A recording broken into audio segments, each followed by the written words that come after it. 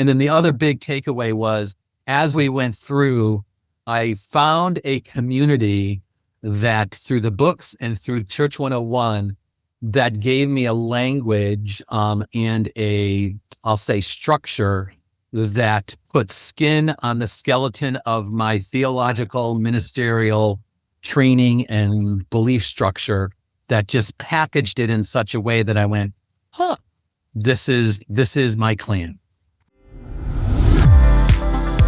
Welcome to Stories from the Revolution. I'm your host, John White, and the co-founder of LK10.com. On this podcast, we share real-life stories from the front lines of the relational revolution, where people all over the world are rediscovering a simple, relational way of living out church just as Jesus intended. If you're a current or former church leader who's felt restless or wounded in traditional church settings, or if you're longing for deeper community, deeper leadership, and deeper joy, you're in the right place. Let's dive in.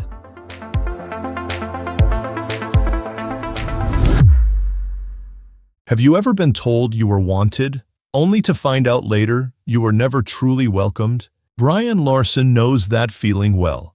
After decades of faithful ministry, even planting and pastoring a church, he stepped into a new setting, eager to serve, only to discover that his gifts, training, and pastoral heart were left on the shelf. In today's episode, you'll hear how Bryan wrestled with feeling sidelined, how God used his disillusionment to birth something new, and how finding true spiritual family finally gave language to the call he'd always carried. John White here with Luke 10 and my friend Bryan. So Bryan, start with your name and where you're located. Yep. Hi, I'm Bryan Larson, and I am located in Londonderry, New Hampshire. Husband of the lovely Natalie, who I've interviewed just a little bit ago. But so Bryan, we've heard Natalie's story. I'd love to hear your story of, in the context of traditional church, what was the pain point that developed? How did that develop, and how did God use that to move you out of the context of traditional church? Yeah. So for me, the pain point, I would say, is that the pain point was the focus on doing over being, doing for the church and doing for God over being with God and being with each other.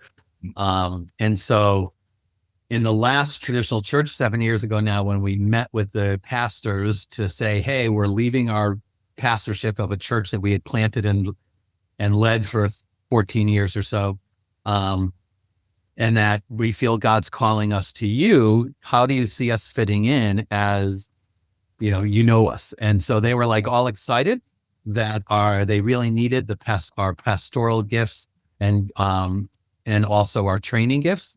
But then we were there for 5 years, and we were really left no matter how much we offered for training or pastoral care, and it was just left on the table, and we were never utilized for anything. And it left me very frustrated and sad. I felt like there was hoops that we had to jump through. Again, when we left, we found out that it was partly because in their minds, we were theologically different enough because we really emphasized relationship and being with God over mission. And even though God missioned us, but if you weren't lockstepping their mission, and so that was the pain point, is that, it's not, you couldn't be who God made you to be in conjunction with the mission, but rather you had to be something different, to be who they thought you should be in their mission. And that left me very sad and frustrated. So often that's true. The task is more important than relationship. Mission is more important than a relationship. And that was not a good fit for you, but they didn't tell you that up front. So you kind of... No. And even in reality, when we found Luke 10 and we said we were leaving, they were like, well, you need to understand this isn't theological differences, blah, blah, blah, blah. And we're like, okay, well, then what was it? I mean, why didn't you utilize us? And they were like, well, they couldn't answer that. And then literally the last thing out of the associate pastor's mouth was basically, without saying it, he goes, theologically, because we believe in everybody is empowered by God to do anything by God, that we were too to use the theological term, egalitarian and not enough of complementarian. And so again, it just didn't see the level of their commitment to that. And so. Gotcha. And so we've heard the story of Natalie, how she discovered Luke 10 through the podcast with Carl Lehman. So Natalie comes off of that and says to you, what? Yeah. So it's basically, she's like, hey, I got these books. She told me her story of connecting with this, with Luke 10. And then, so I read the books before she started Church 101. And then she was going to start it. And I was like, can you tell your leader that I'd like to do it too, if she'd let us in? And so she immediately contacted the leader. And that's how I got involved, was reading the books first. And then doing Church 101 with Colleen. And it was just, it was beautiful. So that's how I found Luke 10. So what was Church 101 like for you? What was the big takeaway for you? So Church 101, the big takeaway is that you could have, one of the big takeaways, that you could truly have community and intimacy through Zoom. That was a huge thing that I was like, how is this really going to work? But that was just a question in my mind.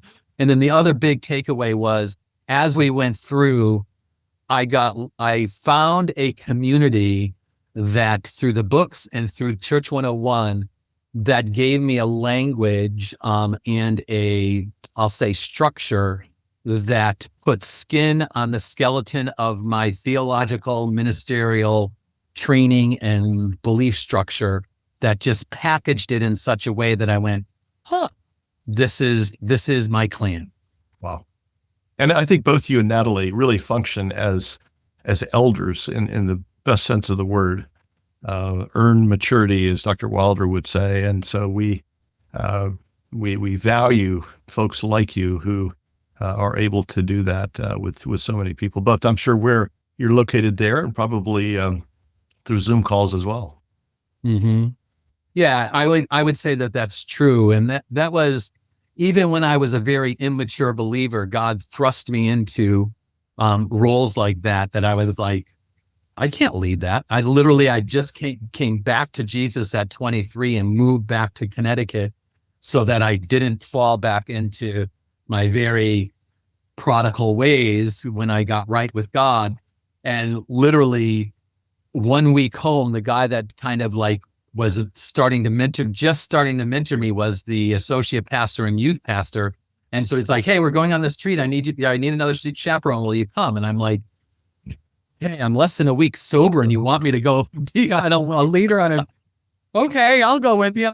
And so I went, and literally that night, he's like, here's your outline for the devotions that you have to do at bedtime.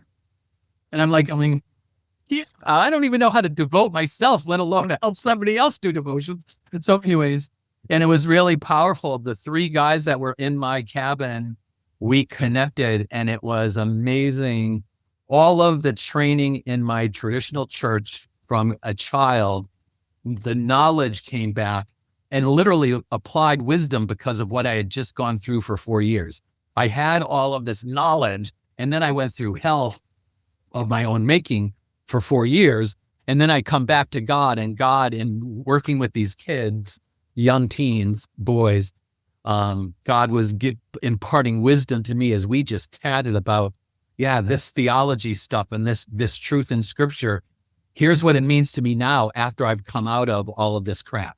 And so I was truly discipled in how to pour into someone who is less mature than you. Yep. So beautiful. Bryan, thank you so much for sharing your story. Great to talk with you again. Next time you come down to Florida, come on over and see us again. Yeah, we will definitely be there. All righty. Thank you, my friend. You're welcome. Thank you very much. Bryan's journey echoes what so many leaders are quietly living: a deep ache for authenticity, for real spiritual family, for a way of leading that starts with being rather than doing. His story reminds us that pain isn't the end of the road. It can actually be the doorway into something far more life-giving. At Luke 10, we believe that leaders like Bryan, and perhaps like you, aren't meant to walk alone. Whether you're longing for the kind of leadership opportunity that Bryan found, or you just need a place to be heard, There's a simple next step. Start with what we call an intro call. No pressure, no pitch, just a conversation. Just go to lk10.com/intro and take the first step toward a new kind of church and a new kind of leadership. That's lk10.com/intro. We'd love to meet you.